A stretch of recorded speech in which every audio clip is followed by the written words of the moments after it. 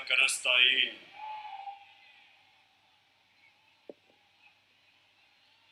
मैं सबसे पहले अपने पिंडी के एमएनएस, मेरे एमपीज,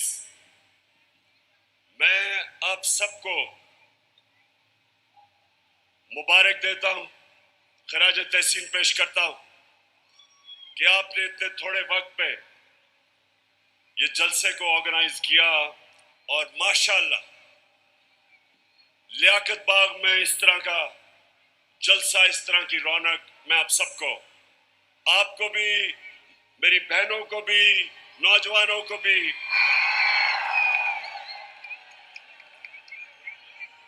अच्छा, आपने बड़ा संजीदा तरीके से मेरी तकरीर सुननी है, क्योंकि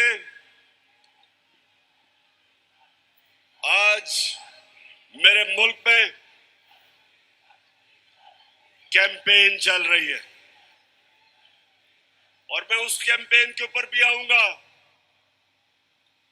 उस कैंपेन का एक ही मकसद है कि मेरी कौम को हकीकी तौर पे आजाद ना होने दो। मेरे नौजवानों, खास तौर पे आप, मैं भी बैठा आपको देख रहा था, मुस्तकबिल आपका है।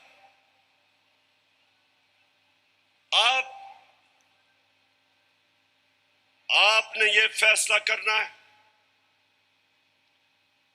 कि क्या हमने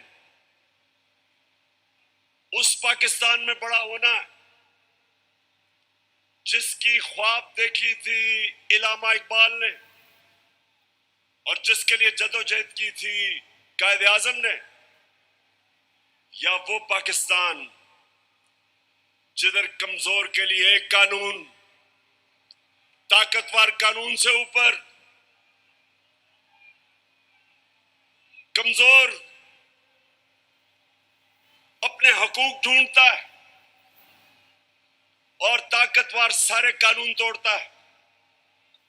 ये पाकिस्तान जिस तरफ जा रहा है, मेरे नबी सल्लल्लाहु अलैहि वसल्लम ने तकरीबन 1500 साल पहले कहा था कि तुम्हारे से पहले बड़ी कौमें तबाह हुई। जो कमजोर जब चोरी करता था तो जेल में डाल देते थे, लेकिन जब ताकतवर जुर्म करता था तो वो माशरा उनको नहीं पकड़ता था, कौम तबाह हो जाती थी। आज अगर हमारी कौम एक अजीम कौम नहीं बन सकी तो वो जो मेरे नबी सल्लल्लाहु अलैहि वसल्लम ने 1500 साल पहले कहा था, उस वजह से नहीं हो सकी। जिस मुल्क के ऊपर उसका सारा करप्ट टोला डाकू ईवानों में बैठ जाए और आम आदमी अपने बुनियादी हुकूक की तलाश में हो, जितनी मर्जी चोरी करनी है, बड़ा डाकू चोरी करे, उसको पाकिस्तान का जब निजाम, इंसाफ का निजाम नहीं पकड़ता, उस मुल्क का कोई मुस्तकबिल नहीं है। इसलिए मैंने अपनी हकीकी आजादी की तहरीक का आगाज जो आज मैं शुरू कर रहा हूं, मैंने लियाकत बाग से किया, क्योंकि ये एक ऐसा तारीखी जगह है कि जो पाकिस्तान की मूवमेंट में कायद आजम के साथ लियाकत अली खान खड़े हुए थे, उनकी शहादत यहां हुई थी। मैं ये चाहता हूं कि मेरी सारी कौम आज तैयार हो जाए। जिस जदोजहद के लिए मैं आज आपको निकालने आया हूं, क्योंकि ये आपके मुस्तकबिल का मसला है। इमरान खान का तो अल्लाह सब दे चुका है, वो तो उसका बार बार शुक्र अदा करता है کہ ذاتی طور پہ تو اللہ نے بڑے کرم کیے میرے پہ، لیکن مجھے آپ کی فکر ہے پاکستانیوں، جو آج ملک سے ہو رہا ہے مجھے آپ کی فکر ہے۔ چور ڈاکو جب ملک کی قیادت پہ بیٹھے ہوں اور یہاں طاقت میں وہ لوگ ہوں جو ذاتی مفادات کے لیے اور اپنی انا کے لیے ملک کے مستقبل کو تباہ کرتے ہیں، ان کو صرف عوام کی طاقت شکست دے سکتی ہے۔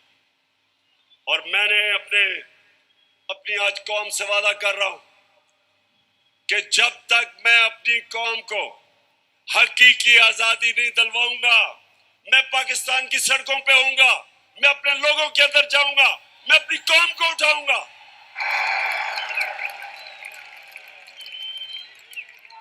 کیوں؟ نوجوانوں سنو، کیوں عمران خان کو ہٹانے کی ضرورت پڑی؟ کیوں بیرونی سازش،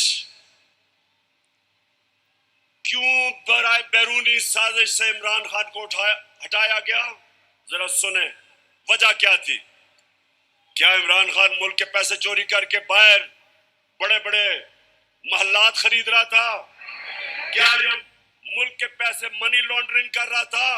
کیا لوگوں کی زمینیں چوری کر رہا تھا، قبضے کر رہا تھا، فیکٹریاں بنا رہا تھا؟ میں نے جتنی دیر قیادت کی اس سے کم ٹائم پہ، جب نواز شریف 1990 میں آیا تھا 17 فیکٹریاں بنا چکا تھا، 17 فیکٹریاں بنا چکا تھا۔ میں صرف کیوں نکالا نواز شریف کو؟ کیوں نکالا؟ کیونکہ اس نے چوری کی تھی۔ لیکن عمران خان کی رجیم چینج کیوں کی گئی؟ کیونکہ وہ امریکہ کی نوکری نہیں کرنا چاہتا تھا، وہ ایک آزاد فورن پالیسی بنانا چاہتا تھا، جس کا میری بہنوں اور نوجوانوں سمجھو آزاد فورن پالیسی کیا ہوتی ہے۔ وہ فورن پالیسی ہوتی ہے جو اپنے عوام کی بہتری کے لیے ہوتی ہے، جو فورن پالیسی دوسرے ملکوں کے مفادات کی حفاظت کرنے کے لیے ہوتی ہے اور اپنے لوگوں کو دوسروں کے لیے قربان کرنے کے لیے ہوتی ہے۔ اس فورن پالیسی امریکہ افغانستان میں یہاں سے ہمارے اوپر سے کوئی کاروائی کرے، میں نہیں چاہتا تھا کہ میرا ملک ملوث ہو اس میں، کیونکہ میں کیوں چاہوں کہ افغانستان سے ہمارے تعلقات خراب ہو؟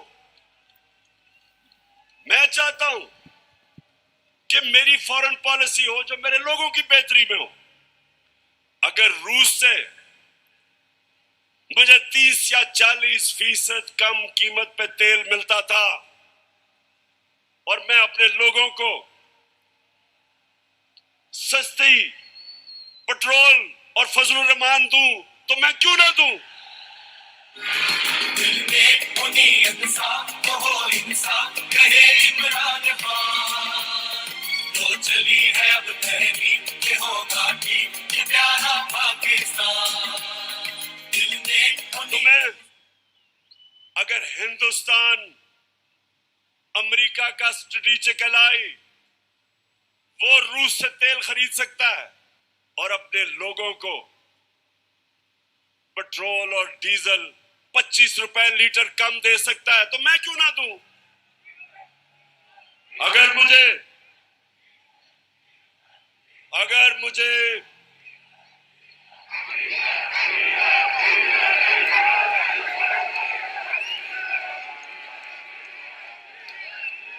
سنے نوجوانوں، یہ ضروری ہے سننا۔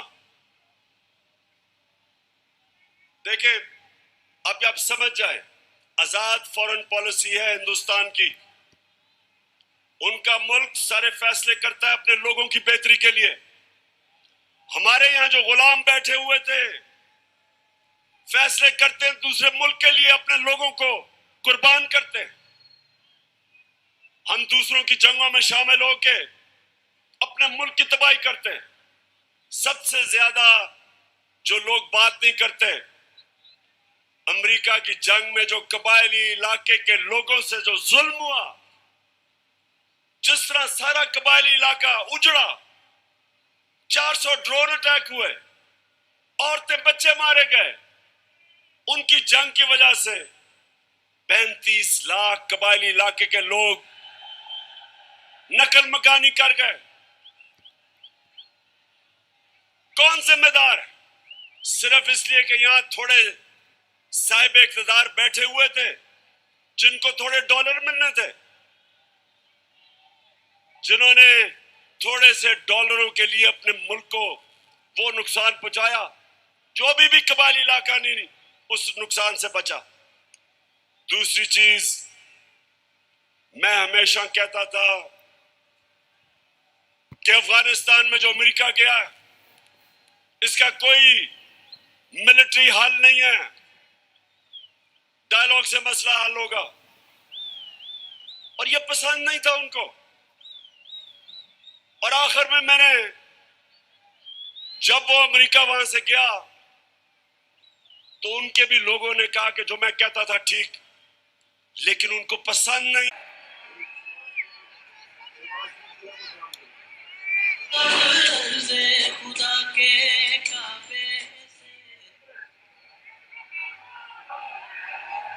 اچھا سنیں اب یہ بڑا ضروری ہے آپ نے سننا، کیونکہ میں نے آج آپ کو خاص آغاز کر رہا ہوں اپنی حقیقی آزادی کی تحریک، اور میں سب کو تیار کر رہا ہوں.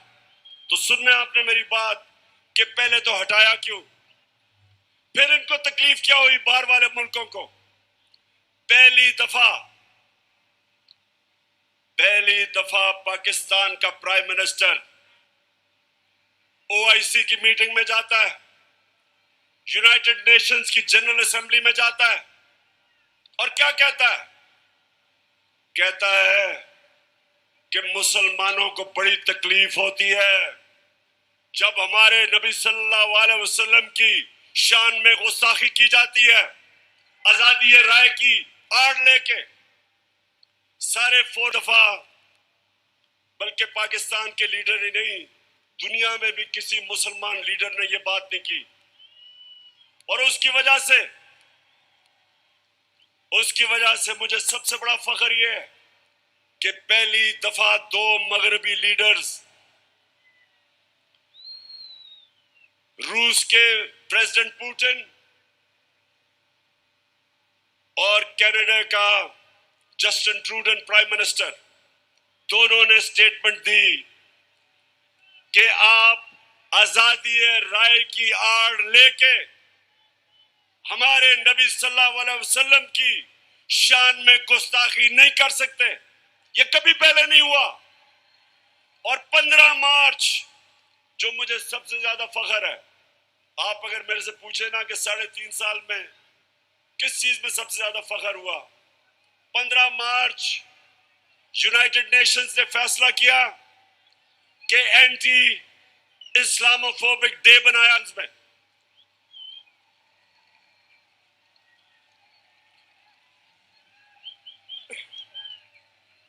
تو میرے پاکستانیوں، یہ وہ لوگ جو عادی ہوئے تھے، وہ طفل کیا کرے گا جو گھٹنوں کے بل چلے، ان کے عادی ہوئے تھے، ان کو پسند نہیں آیا. یہ پورا سازش ہوئی، ڈونلڈ لو نے دھمکی دی، سازش پہلے سے ہوئی تھی، اور انہوں نے تب وہ گورنمنٹ گرائی جو اس وقت 17 سال کے بعد سب سے بہتر معاشی ترقی کر رہی تھی. 17 سال کے بعد آخری 2 سال میں 5.6% اور 6% پاکستان اکنامکلی ہماری گروتھ ریٹ تھی, ہماری دولت میں اضافہ تھا, اس گورنمنٹ کو گرایا جس کی ریکارڈ ایکسپورٹس تھی, ریکارڈ ٹیکس کلیکشن, بیرون ملک پاکستانیوں نے ریکارڈ ریمیٹنسز بھیجی, اس گورنمنٹ کو انہوں نے گرایا. کسانوں کے لیے بہترین جو ہم نے پیکیجز دیے, ریکارڈ فصلیں ہوئی, اس گورنمنٹ کو انہوں نے گرایا. اور انہوں نے گرایا اس لیے کہ ان کو عمران خان نہیں چاہیے تھا, ان کو چیری بلاسم چاہیے تھا. اب دیکھو یہ ذرا دیکھیں, سے ہو کے آیا ہوں, میں یو اے ای کے ہو کے, ابھی میں ترکی ہو کے آیا ہوں, اور میں نے ان بھائیوں کو کہا کہ آپ ہمارے بڑے عظیم بھائی ہیں, ہمیشہ آپ نے ہماری مدد کی. اور میں نے یہی کہا جب میں آیا ہوں تو آپ سمجھیں گے شاید یہ مانگنے آیا ہے, میں مانگنے نہیں آیا لیکن مجبوری ہے. ہمارا جس طرح ماضی میں 75 سال میں آپ نے ہمارا ہاتھ بٹایا ہے, کچھ عرصہ آپ ہاتھ بٹا. میں نے کہا میں وعدہ کرتا ہوں کہ انشاءاللہ ہم پوری قوم ہم مل کر دن رات, ہمیشہ آپ نے ہماری مدد کی. اور میں نے یہی کہا جب میں آیا ہوں تو آپ سمجھیں گے شاید یہ مانگنے آیا ہے, میں مانگنے نہیں آیا لیکن مجبوری ہے.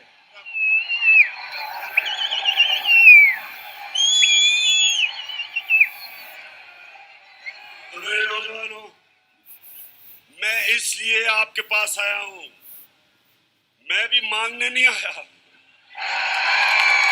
میں آپ کو تیار کروانے آیا ہوں کہ اگر اس وقت میری قوم کھڑی نہیں ہوگی, اس طرح کے لوگوں کی غلامی کریں گے جو کہتا ہے کہ جی ہم تو بیکاری ہیں, beggars are not choosers. تو میں اب سنیں ذرا میری بات, میں اگلی بات کرنا چاہتا ہوں. دیکھیں پاکستان میں جب یہ آئے, اب میں صرف بتانا چاہتا ہوں کہ لوگوں سے ہوا کیا 4 مہینے میں. مجھے جتنے لوگوں نے بتایا کہ جب ان کے پاس بجلی کے بل آئے, قوم کے اوپر گزری کیا, کہ کس طرح ان کو سمجھ نہیں آ رہی عام سفید پوش لوگوں کو کہ بجلی کا بل دیں, بچوں کی فیس دیں, کھانا دیں. بجلی جو ہمارے زمانے میں 18 روپے یونٹ تھا, میں نے 5 روپے یونٹ سبسڈی دلوائی کہ کم کرو, وہ آج 36 روپے یونٹ ہے, دگنی ہو چکی ہے. آج ہماری انڈسٹری جو سب سے تیزی سے لارج سکیل مینوفیکچرنگ تیزی سے جو بڑھ رہی تھی, دولت میں اضافہ ہو رہا تھا, سارے بر صغیر میں سب سے زیادہ روزگار پاکستان میں تھا ورلڈ بینک کے مطابق. تو انہوں نے جو مہنگائی کی ہے, بجلی کی قیمتیں بڑھائی ہیں, پٹرول اور فضل الرحمان کی جو قیمت بڑھائی ہے, اس سے آپ سمجھتے کہ کتنا نقصان ہوا ہے. انڈسٹری, ہماری انڈسٹری کو نقصان, بے روزگاری بڑھ رہی ہے. ہمارا تو یہاں نوجوان آبادی ہے, اگر ہم روزگار نہیں دیں گے یہ لوگ کدھر جائیں گے, کتنے لوگ ملک سے باہر جا سکتے ہیں. تو یہ جو میں آج آپ کے پاس صرف اب آپ کو بتاؤں کہ انہوں نے جو سارے چوروں کے ٹولہ نے مل کے کہ جی بہت مہنگائی کر دی عمران خان نے, میں یہ ذرا آپ صرف تھوڑا آرام سے سنیں کہ انہوں نے کیا کیا. پہلے میں آتا ہوں تاکہ آپ کو پتہ ہے ہم نے حمزہ ککڑی کو شکست دی, اور آپ کو پتہ ہے اس کا مرغی کا کاروبار ہے. تو جب ہم آئے تھے,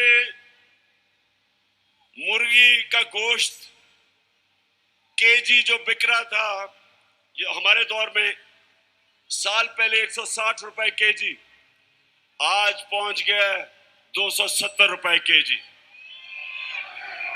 پٹرول 1 سال پہلے 120 روپے لیٹر, آج پہنچ گیا 234 روپے لیٹر. پیاز میں اس لیے کہہ رہا ہوں کیونکہ عام آدمی پیاز کھاتا ہے. سال پہلے 44 روپے, آج 86 روپے. 86 روپے کے جی ایک سال کے اندر. انڈے درجن ہمارے زمانے میں 155 روپے, آج 211 روپے. چاول سال پہلے 95 روپے, آج 121 روپے. دال ماش عام آدمی کھاتا ہے, سال پہلے 240 روپے, آج 366 روپے. چکی کا آٹا سال پہلے 70 روپے کے جی, اور آج 105 روپے کے جی. یہ کھانے پینے کی عام آدمی کی میں چیزیں بتا رہا ہوں, میں پیسے والوں کا حالات نہیں بتا رہا, میں اپنے عام پاکستانیوں کا بتا رہا ہوں. مسرور کی دال سال پہلے 157 روپے کے جی, اور آج 330 روپے کے جی. سنتے رہیں, یہ مہنگائی کم کرنے آئے تھے. گھی سال پہلے 850 روپے, آج 1420 روپے.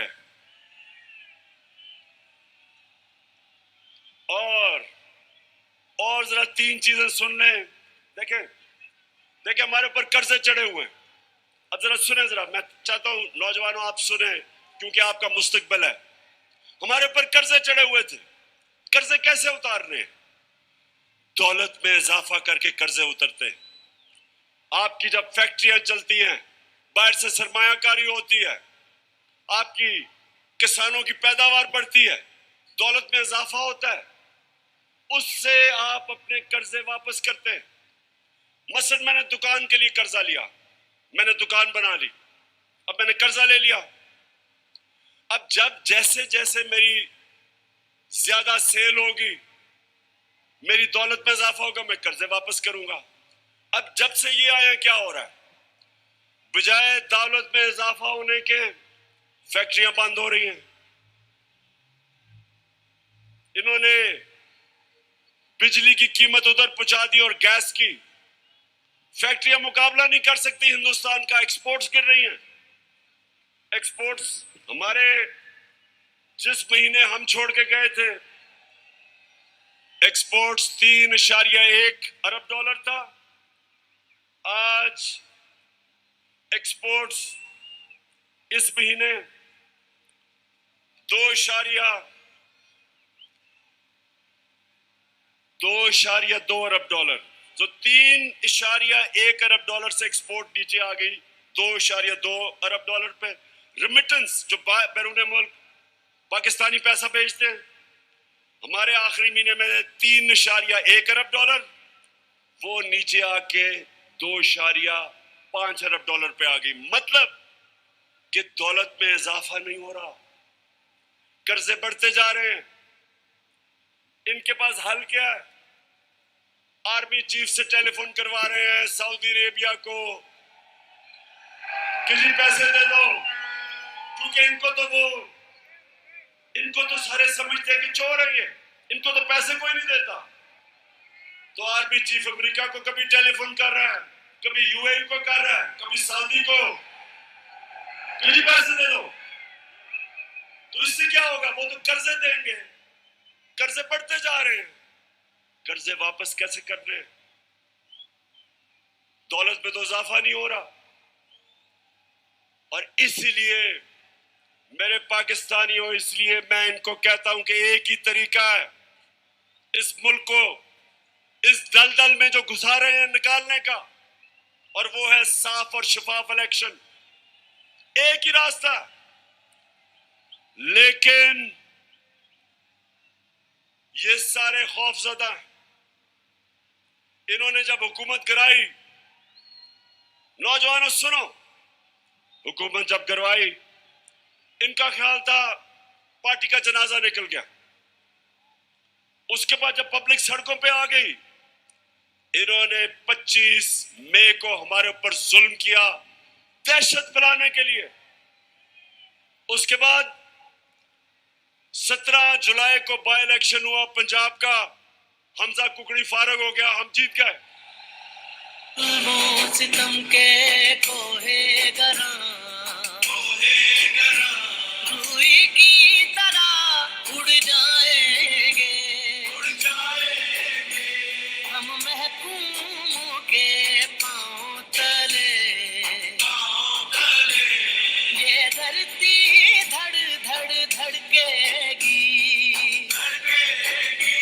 اور اہل حکم کے سہ رخ پہ جب بجلی کڑکڑ کڑکے بھی ہم دیکھیں گے لازم ہے کہ ہم بھی. تو جب 17 جولائی دھاندلی کے باوجود یہ جو انہوں نے چیف الیکشن کمیشنر بٹھایا ہوا ہے, اس نے پوری خدمت کی مریم کی اور حمزہ کی, پوری کوشش کی, دھاندلی کی, انتظامیہ ان کے ساتھ, پولیس ان کے ساتھ. اس کے باوجود پاکستانی قوم, پنجاب کے لوگ اتنی تعداد میں نکلے کہ الیکشن ہار گئے دھاندلی کے باوجود. اس کے بعد ان کو اور خوف آ گیا. اس کے بعد انہوں نے ایک اور پلان لے کے آئے. انہوں نے کہا اگر ہم اب الیکشن کروائیں گے تو یہ تو 2/3 اکثریت لے جائے گی تحریک انصاف. ڈر گئے, خوف زدہ ہو گئے. پھر انہوں نے ایک اور پلان بنایا, اور پلان بنایا کہ تحریک انصاف کو کرش کرو. پاکستان کی جو سب سے بڑی پارٹی, کسی نہ کسی طرح اس کو کرش کر الیکشن تب تک نہ کراؤ جب تک پارٹی کرش نہ ہو. اور میں بار بار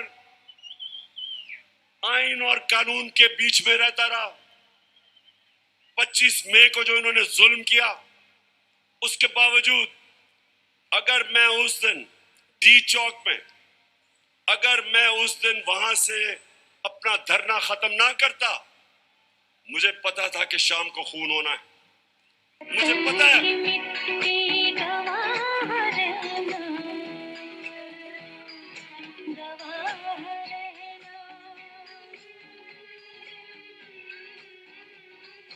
وطن کی مٹی گواہ رہنا گواہ رہنا. تو میں نے واپس اس لیے 25 مئی کو میں نے دھرنا اس لیے ختم کیا کہ میں نہیں چاہتا تھا کہ توڑ پھوڑ ہو. میں نہیں چاہتا تھا ملک میں انتشار ہو. میں نہیں چاہتا تھا کہ میرے ملک کو نقصان ہو. اور مجھے پتا تھا کہ جس طرح پولیس نے دہشت گردی کی اور رینجرز نے ہمارے اوپر جس طرح ربر بلٹ چلائی عورتوں بچوں پہ, مجھے پتا تھا کہ اگلے دن انتشار ہونا تھا. میرے اوپر کیسز کر دیے, 16 FIR میرے پہ کاٹ دی. اس کے بعد انہوں نے کیا کیا, ذرا غور سے سنیں تاکہ میں آپ کو اپنا اگلا لائے عمل بتاؤں. انہوں نے کیا, انہوں نے اس کے بعد فیصلہ کیا کہ تحریک انصاف کو دبایا جائے. ہمارے ورکرز کے اوپر FIRs, دھمکیاں. ہمیں یہ کہا گیا کہ جناب اگر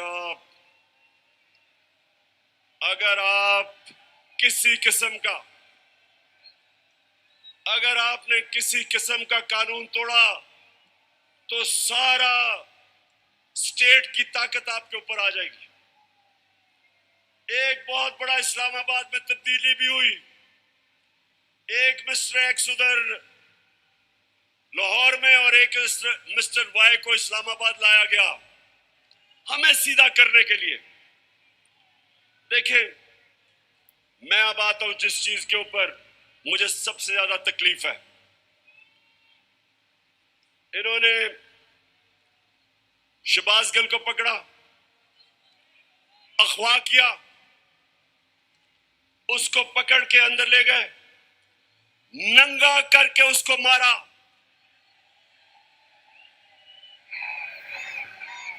دو تین دن تک مجھے تو پتہ نہیں چلا. جب میرے وکیل ملنے گئے, انہوں نے مجھے آ کے بتایا کہ انہوں نے اس کا کیا حشر کیا. اب شہباز گل, ذرا میں سارے پاکستانیوں کا تو ذرا غور سے میری بات سنیں. وہ ایک پروفیسر ہے, وہ امریکہ میں کالج میں پڑھاتا ہے. وہ اپنے ملک کے لیے آیا کہ یہاں وہ بھی ایک نئے پاکستان کے لیے جدوجہد کرے گا. اس کا کتنا بڑا جرم تھا, کتنا بڑا جرم تھا کہ پہلے اس کو اٹھا کے اس کی گاڑی کا شیشہ توڑا, اس کو اٹھا کے لے گئے. اس کے ڈرائیور کی بیوی کو اٹھا لیا, 10 مہینے کی بیٹی اس کو لے گئے, اور اس کو ننگا کر کے انہوں نے اس کو مارا, اس کی تصویریں بنائیں. جب وہ ذہنی طور پہ جب وہ ڈسٹرب ہوا تو اس کی تصویریں بنائیں. میں وہ لوگ جنہوں نے یہ کیا, میں ان ساروں کو آج ان سے مخاطب ہوں کہ آپ سوچیں کہ آپ سے یہ ہوگا, کبھی ہوا تو آپ کے اور آپ کی فیملی کے اوپر کیا گزرے گی. سوچیں, ایک انسان کی آپ ڈگنیٹی ختم کر رہے ہیں.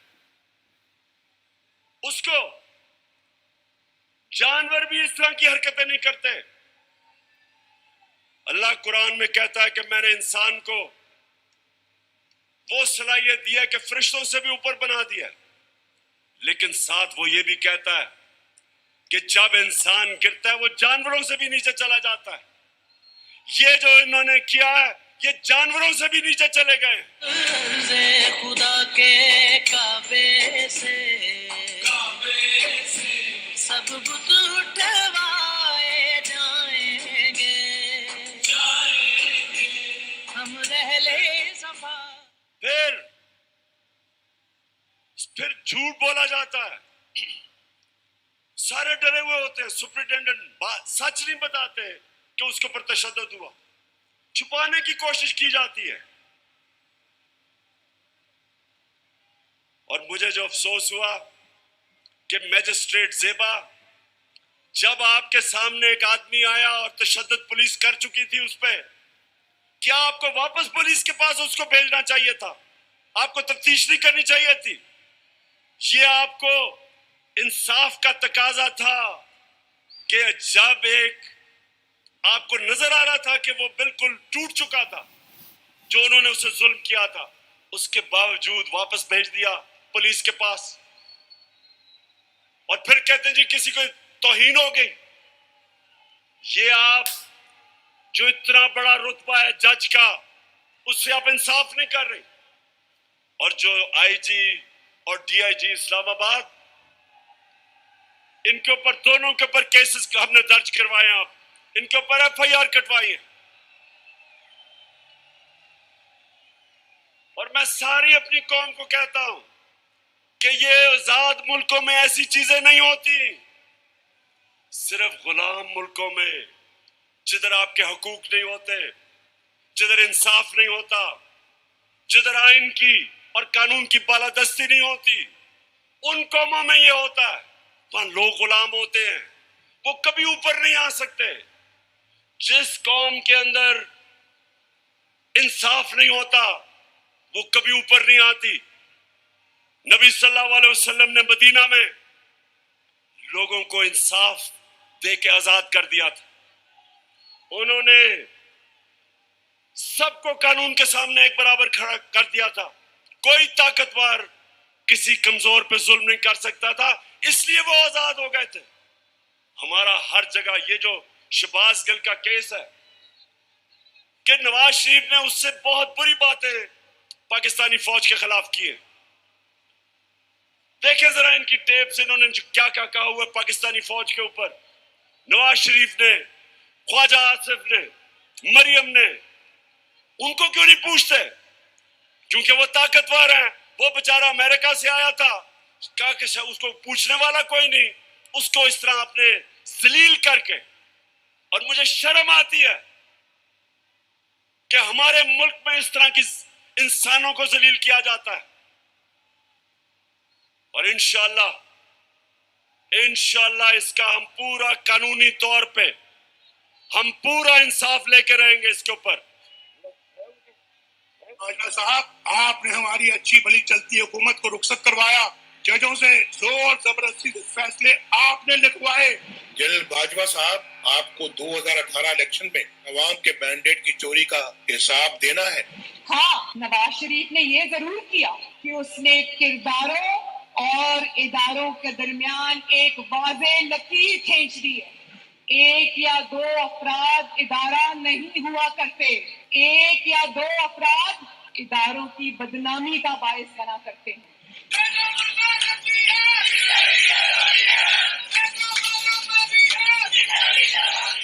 तुम हमें सियासत बतलाते हो, अपने हदूद में रहो, इसराइल की नौकरी न किया करो, इसराइल के वजीफों पर पढ़ने वाले जर्नलों अपने हदूद में रहो। बड़े बड़े रैंकों वालों से भी अपने आप को मुहतरम समझता हूँ, तो सीधे हो जाओ। और अगर बिगड़ोगे तो फिर अगर हम बिगड़ गए तो अफगानिस्तान में अमेरिका का क्या हश्र हुआ, खुदा की कसम यहाँ तुम्हारा वही हश्र होगा। और अभिनंदन की क्या बात करते हैं, मुझे याद है चीफ ऑफ आर्मी स्टाफ तशरीफ लाए, पैर कांप रहे थे, पसीने माथे पे थे। दफा के लिए ये पूरी इम्प्यूनिटी के साथ अपना सीना चौड़ा करके डिफेंस बजट को क्लेम कर रहे हैं और मांग रहे हैं कौम से। काम की हड्डियों से गोश्त तक जो है इन्होंने निचोड़ लिया है और उतार लिया।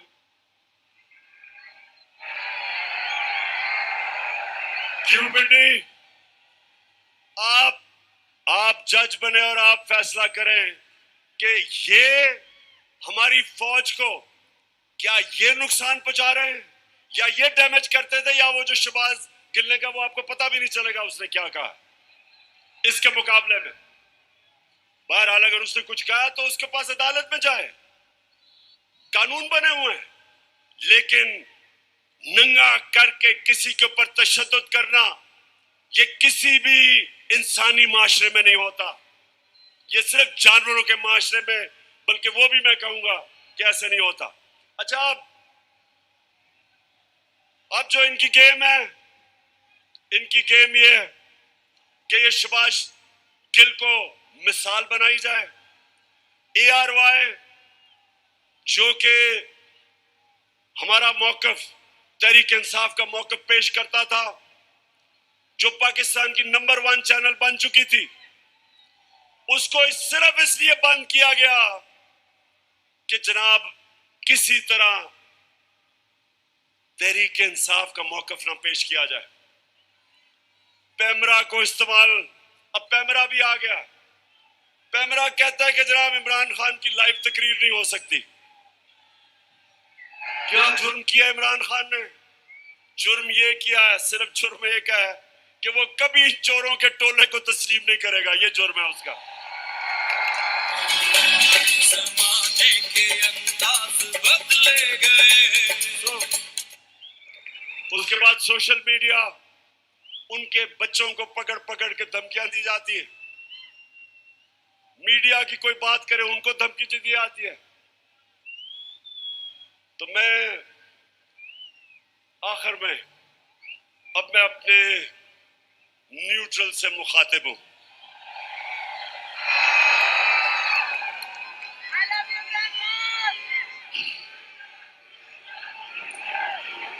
मैं सबसे पहले आपको ये बताना चाहता हूं, वो वाले जो 4 लोगों की स्टेटमेंट है ना,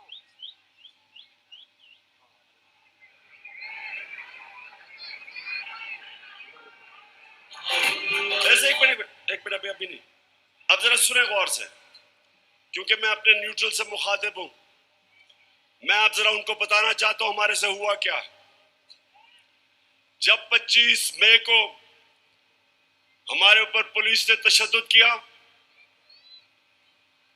تو پولیس کے اندر سے مجھے بتایا گیا،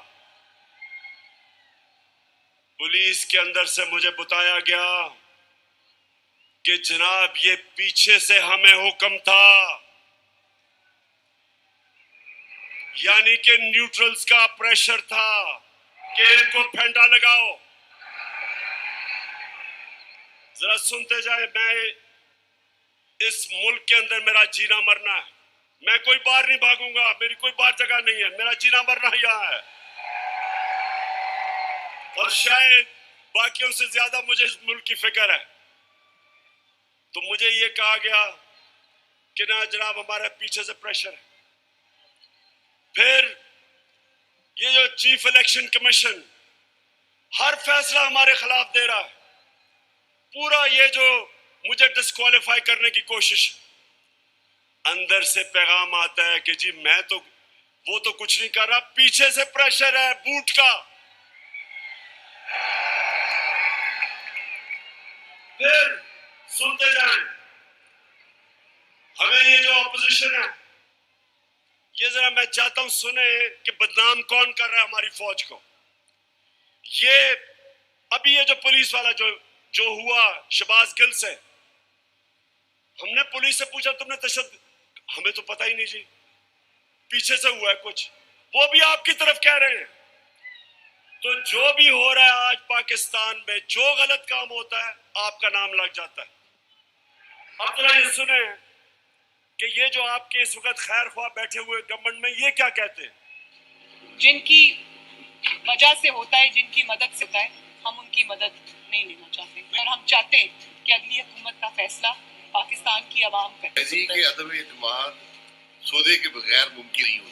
یہاں پر عدم اعتماد کا جو نظام ہے اسٹیبلش کے بغیر ممکن نہیں ہے. کوئی ڈیل کر کے اقتدار نہیں چاہتے. پاکستان میں تحریک عدم اعتماد اس صورت میں عموماً کامیاب ہوتی ہے جب اسٹیبلشمنٹ آپ کی پشت پہ ہو. اسٹیبلشمنٹ کرتی ہے، وہ ڈیل کا نتیجہ ہو ہے.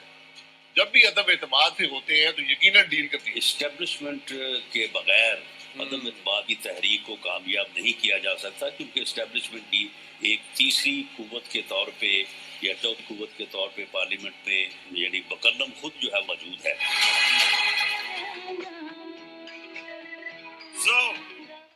سو میں یہ سوال پوچھتا ہوں، کون کس کو بدنام کر رہا ہے؟ اور اس کے بعد ذرا سنتے رہیں. ہمیں پیغام آتا ہے، میرے گھر سے کوئی ملنے آتا ہے، اس کو ٹیلی فون آ جاتا ہے ایجنسی سے جی کہ جی آپ کیا کرنے گئے تھے. میرے گھر میں لوگ ملنے آ رہے ہیں، پولیس کھڑی ہے نیچے، ان کے جوتے اتار رہی ہے. یہ پولیس نہیں کر رہی، پولیس ہمیں خود بتاتی ہے کہ پیچھے سے نیوٹرلز کا حکم ہے ہمیں. تو میں آج پوچھتا ہوں کہ کیا آپ نیوٹرل ہیں یا نہیں ہیں؟ بتائیں ہمیں. اور اگر نہیں ہیں تو کیوں اس ملک کو اتنا نقصان پہنچا رہے ہیں؟ اگر ان لوگوں کے ساتھ آپ نے کھڑا ہونا ہے تو کیا آپ کا خیال ہے کہ جو قوم 30 سال سے ان کو چور سمجھتی ہے، وہ کیونکہ آپ آج ان کے ساتھ کھڑے ہیں وہ ان کو پاک کر دے گی؟ وہ مان جائے گی کہ یہ نہیں، چور نہیں ہے. آپ کو بھی نقصان پہنچ رہا ہے. میں آج اس لیے کہہ رہا ہوں سب کچھ کہ مجھے پتا ہے پلان کیا بنا ہوا ہے.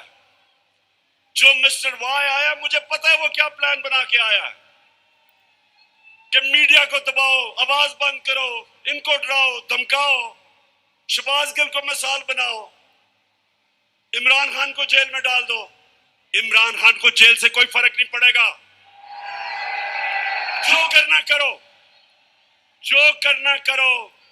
میں اپنی قوم کے سامنے ساری قوم کو اکٹھا کروں گا، اور اگر یہ جو ڈسکوالیفائی کر رہے ہیں جی فنڈنگ کیس یا فلانا کیس، جو بھی آپ کریں گے آپ اپنی قوم کو نقصان پہنچائیں گے.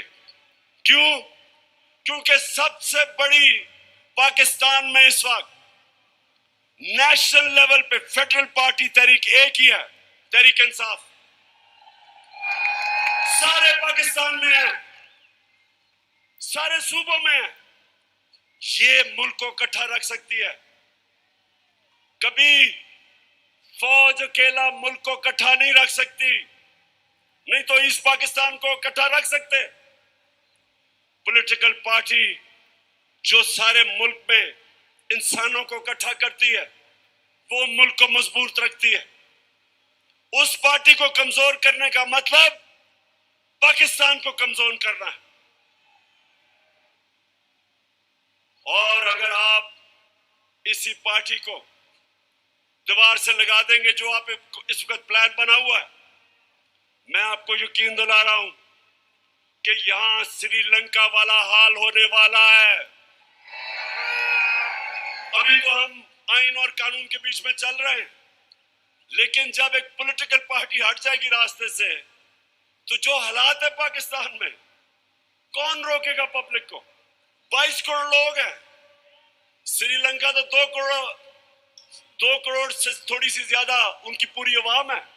यहां तो 22 करोड़ पाकिस्तानी है। जो हालात है, अगर इसमें आप पॉलिटिकल पार्टी को खत्म करके इन चोरों को ऊपर मुसल्लत करेंगे, नुकसान तो मुल्क है। और मैं इसलिए आखिर में कहता हूं कि इस मुल्क के पास सिर्फ एक रास्ता है, और वो रास्ता है साफ और शफाफ इलेक्शंस का।